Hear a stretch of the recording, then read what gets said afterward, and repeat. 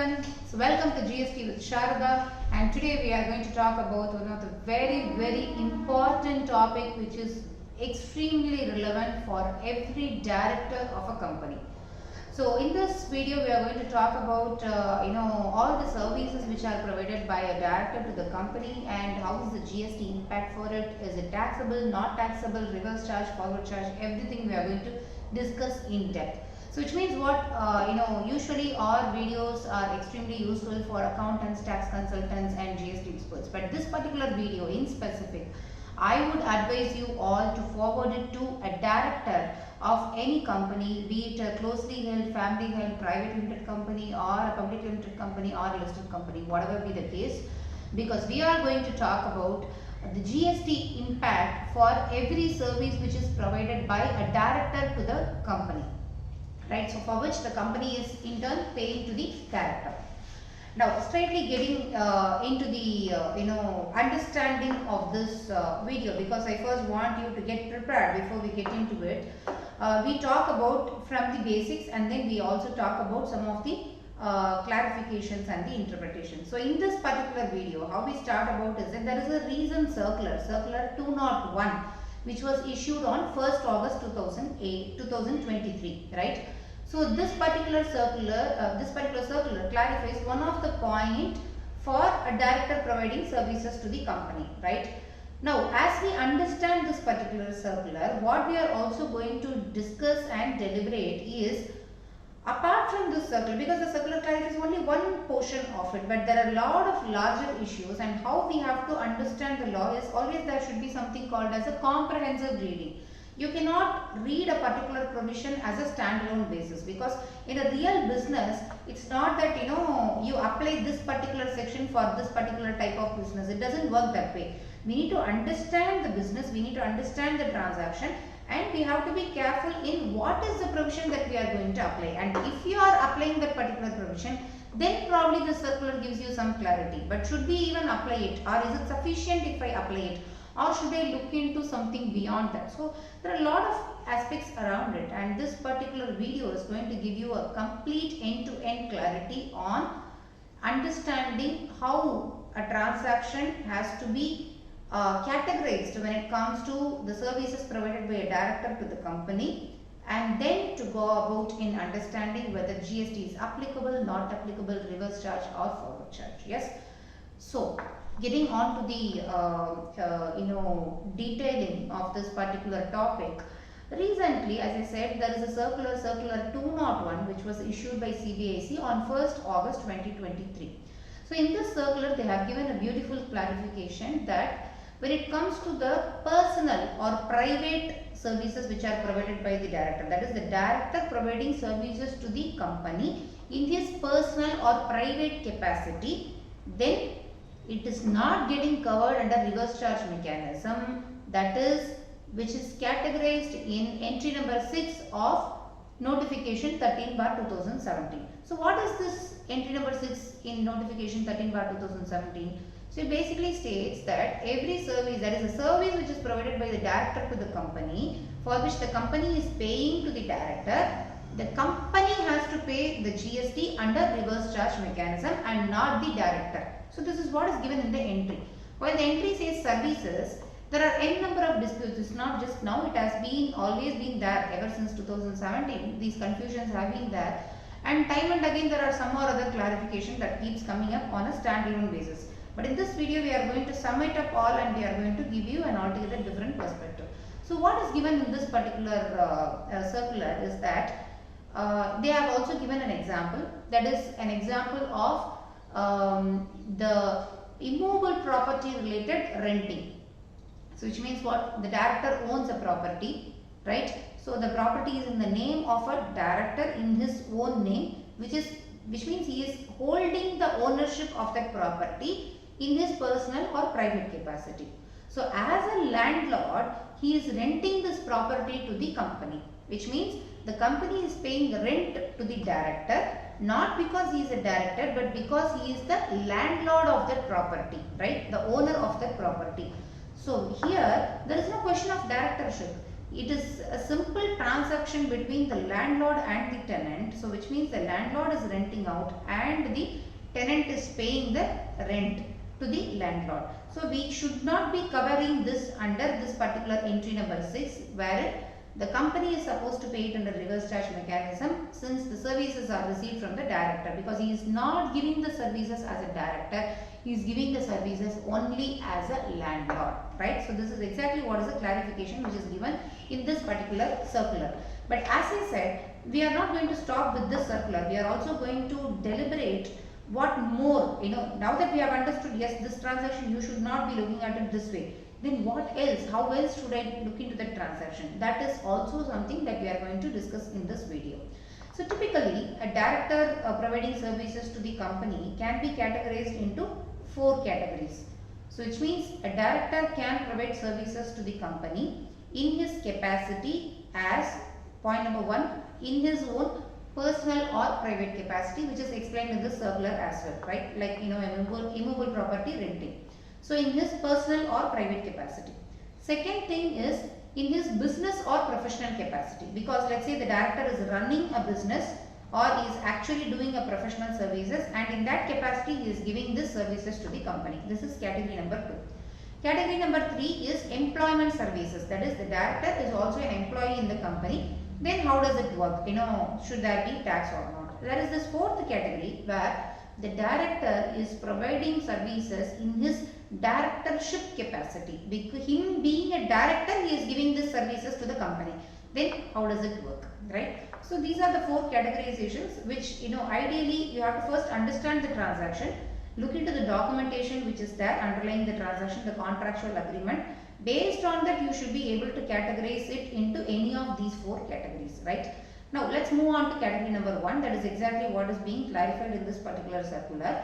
So in his personal or private capacity, if the director is giving some services to the company, then it is not covered under this particular category of reverse charge mechanism, wherein the company has to pay RCM related GST for the services received from the director. Here the company is receiving services from the landlord in the form of an immovable property related rental services. So which means what? We need to go to some other category, wherein let us understand it that when it comes to this immovable property, there are 2 kind of rental services. One is a commercial rental services, the other one is a residential rental services. When it comes to commercial rental services, again it is always under forward charge basis, there is no question of reverse charge basis. So which means a director providing or director letting out his commercial property to the company for the business purpose, for the commercial purpose. Then what happens is that the director should only pay the GST at the rate of 18% under forward charge mechanism, subject to the director being a registered person or a person who is liable to get registered. So which means the director in his own individual PAN, if he has already got the GST registration, or if he is liable to get GST registration because his aggregate turnover exceeds 20 lakhs of aggregate turnover, then he has to get, compulsorily he has to get registered, and then he has to start paying under forward charge mechanism 18% GST, right? So again the company can also take the ITC in this rental expenses. So this is one category. There is a second category, the director letting out his property, which is a residential property, not a commercial property, it is a residential property to the company, right? So here we need to go back and refer to one of the very key amendment which has happened in July 2022. With effect from 18th July 2022, the law has undergone some changes in this regard, right? So what has happened previously is that when it comes to the residential property which is let out for residential purpose, residential dwelling purpose, there has always been exemption under GST. You don't need to pay GST. But with effect from 18 July 2022, there is an amendment wherein it says that this exemption is possible only if the recipient, that is the tenant, is an unregistered person. But if the tenant is a registered person, then he has to, that is the tenant has to pay under reverse charge mechanism. So in this case, the tenant is nothing but the company. So here we need to understand one thing, that see, if the tenant is a sole proprietor, then this provision doesn't work. If at all he is taking it for his personal family living purpose, then it doesn't work, right? But if the tenant is nothing but a business premises, if it is a business purpose, then the tenant who is a registered person has to pay tax under reverse charge basis. Let's understand it this way. The director has got a property. That property is a residential property which the director is letting out to the company. The company has now taken it on rent for the purpose of, say, using it as a guest house. Whenever they have some guests coming in, or let us say the company is taking it on rent to make sure that some of their employees are staying there, while they are in employment. So these kind of cases, it is not, though yes, it is a residential property which is used for residential dwelling purpose. Here there is also a business purpose wherein the company has taken it on rent, wherein the employees or some of the delegates are coming to stay there in that residential property. In this case, it is a business purpose, and hence what the law says is that with effect from 18 July 2022, the company has to pay under reverse charge mechanism, which means, as the law says, the registered person has to pay under reverse charge mechanism, right? So here we should not stop by reading the circular 201, wherein it only talks about the directorship related RCM, but we need to also understand that there is some other RCM on rental related services, wherein we need to analyze if it is a commercial rental services, the forward charge mechanism, the landlord who is a director here has to pay if he is a registered person or liable to get registered. If it is a residential rental income, or rather residential rental related services, then the director is not liable to pay under forward charge mechanism. Only the company has to pay under reverse charge mechanism. This is category number 1, where it is under personal or private capacity. Category number 2 that we explained is business or professional capacity. So let us say, we can understand this business and profession separately. Let us say, for example, the director is running a business, right? So he is running a business, let's say GTA business, goods transportation services, or let us say he is into security services. Then yes, as a director he is not giving this services, but he is giving this service as a business. Then this has to get covered either under the forward charge mechanism, where the director being a sole proprietor is paying the tax, or under reverse charge mechanism, because let us say the GTA also has undergone some of the changes recently. For GTA you have the option of either the GTA paying under forward charge basis or the recipient paying under reverse charge basis. That option has been given. So based on how this has been structured, how this has been declared, right? So there are a lot of provisions around it where we are not getting into that part. But having said that, based on how the GTA services are provided by this person who is a director to the company, either the service provider or the service recipient has to pay the taxes, right? Here again, the directorship related entry number 6 in 13/2017 will not work, but rather the respective category of reverse charge mechanism or forward charge mechanism has to be tested, right? Again, I also said about professional services. So here what we need to understand is that the professional services which are provided, let us say for example, I am a director and I am also a tax consultant, I am a GST consultant. So it is not just for the company, but rather for lot of other businesses I am giving tax consultation. Then I am into a profession of tax consultation, wherein I am supposed to pay under forward charge mechanism, just like how I am paying for all other tax invoices which I am raising, right? Here I am not providing the services as a director, but rather I am providing services in my professional capacity. But here the important point is, am I giving this service only to this company, or am I doing this as a general business or profession by itself, right? So this is exactly where the distinction happens.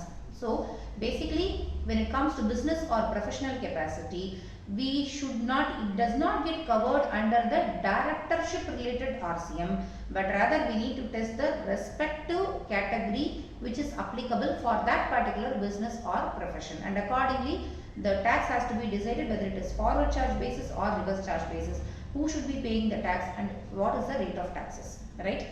Now the third category is employment capacity. It is very important, like schedule 3 point number 1, it says that the employment related services which are given by the employee to the employer is completely outside GST. It is neither goods nor services when it is in the course or in relation to an employment services, right?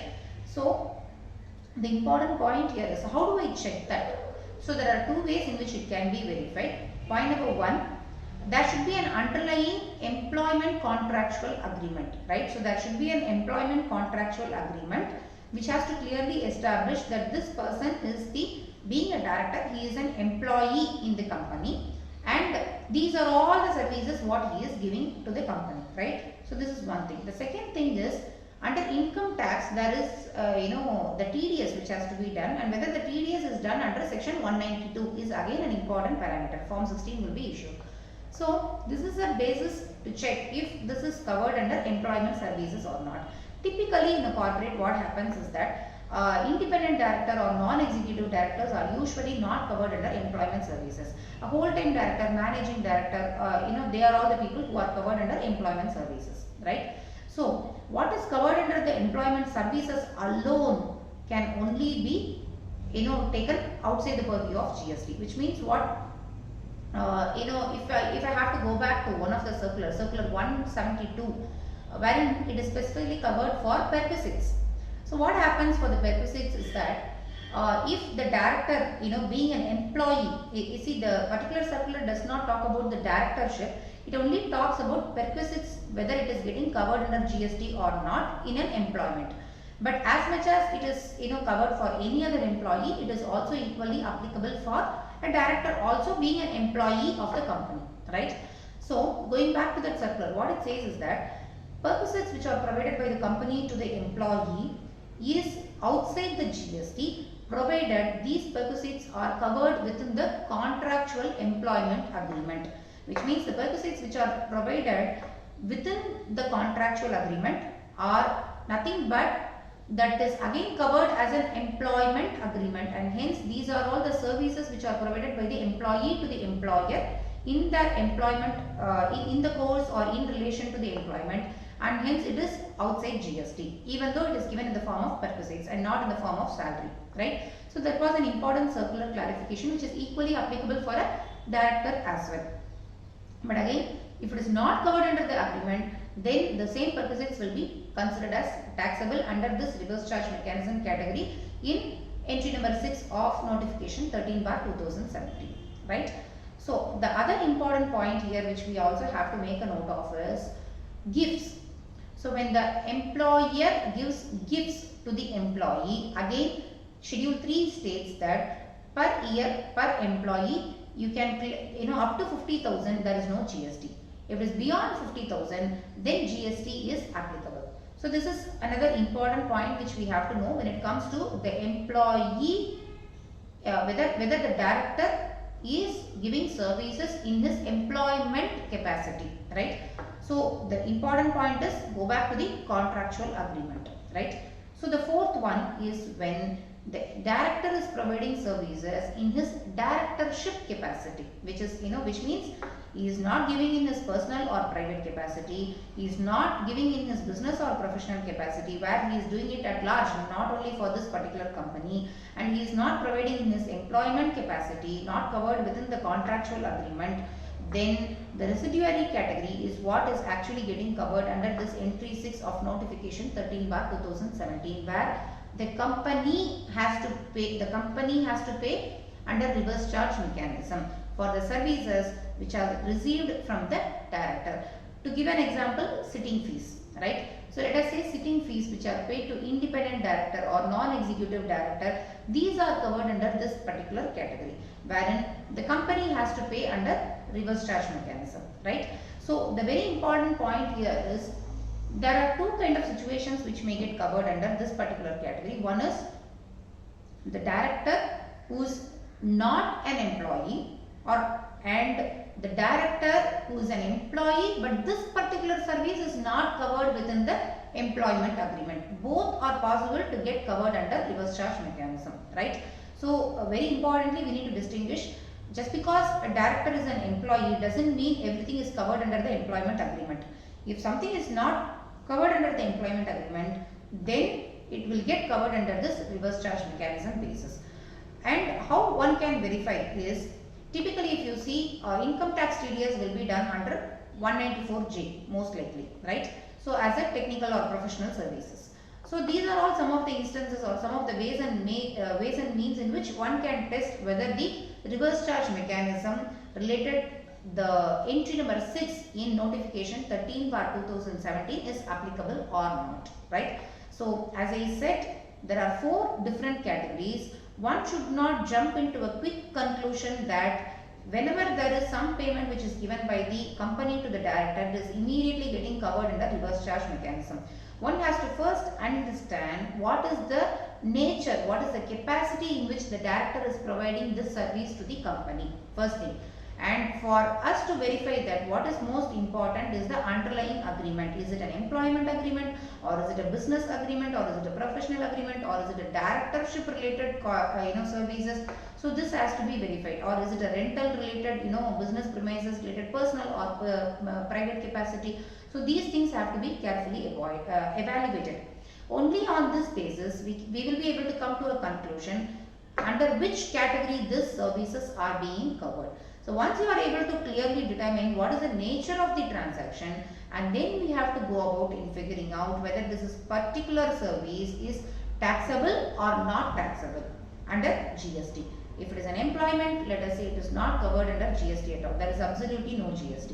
If it is a residential, again, all these things have been discussed, right? So first thing is we need to determine whether GST is applicable, not applicable.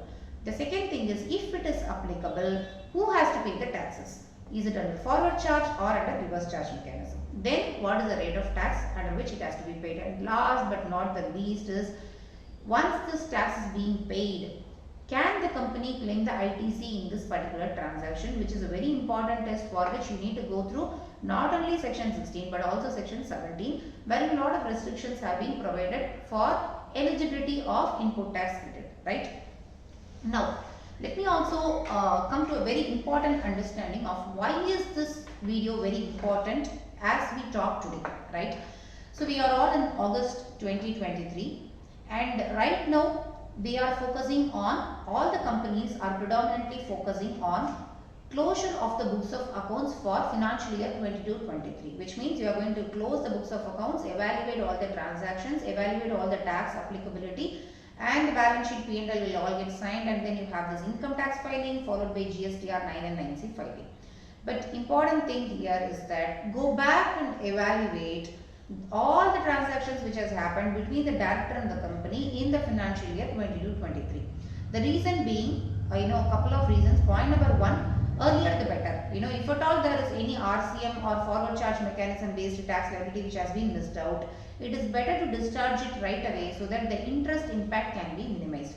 But what is more important is that if at all there is a tax liability under forward charge or reverse charge, wherein the company is also eligible for the input tax credit, the time limit to avail this input tax credit by the company for the financial year 2023 is nothing but the October month, the October 2023 returns which are filed on or before 30th November 2023, which means right now we are going to file this August month return, and then August, September, October. These are the 3 last chances within which the company can avail the ITC on the tax, if at all any, which is paid on these services which are provided by the director to the company. So it is very important that we need to go back, evaluate the transaction, whatever that we have done for 2023, discharge the taxes if at all it has not been done, arrest your interest so that you don't have further interest accrual, and then you also have to make sure that the ITC is as well availed by the company, right? So now coming back, how is it relevant for 2023? How is it relevant for the current running financial year 23-24 is not only about discharging the taxes, you can also re-evaluate your transactions. How have you already structured the transaction? Is there any way you want to restructure the transaction? Because a lot of changes happened in this one particular year, right? When it comes to this residential rental, or you call it as GTA, wherein this forward charge mechanism is available, and then these kind of clarifications. So a lot of changes have happened. So please go back, re-evaluate and restructure your transaction wherever it is required. So how do you restructure? What is more important is go through your contractual agreement and restructure your contractual agreement wherever it is required, so that you will be able to decide how you want to discharge your tax liability in future, which is in line with your contractual agreement, which should be in line, read along with all these provisions in the law. Because end of the day, it is very important to be tax compliant. We need to discharge the taxes appropriately within the time limit, and hence the ITC also can be availed by the company, right? So if you have to do it carefully, what is important is timely basis. We need to restructure the transaction, re-evaluate all these transactions, go back to the agreement, redraft the agreement, and then make sure that the tax liability is discharged and ITC is as well availed. I hope this video would have been, would have given a lot of insight into how a transaction can be analyzed between the director and the company, and how to ensure that the tax liability is being met appropriately, and how to ensure that the ITC can also be availed within the time limit that is being prescribed. So we'll definitely continue to have more such important and useful videos, and please do share your comments on what are all the other topics in which these kind of videos will be largely helpful. And more than anything else, please do share this video more to lot of directors of the company, because these kind of videos, detailed videos, are more often looked into only by the tax consultants or accountants, right? But these kind of videos are very important, that it has to reach the directors who are running the business, right? So it is very important that these videos are supposed to be shared to the directors as well. Please do share this video to every single director, whether he's having a privately owned or a family owned business, or you call it as a public company or a listed company, however it is, right? So stay tuned for more such videos from GST with Saradha.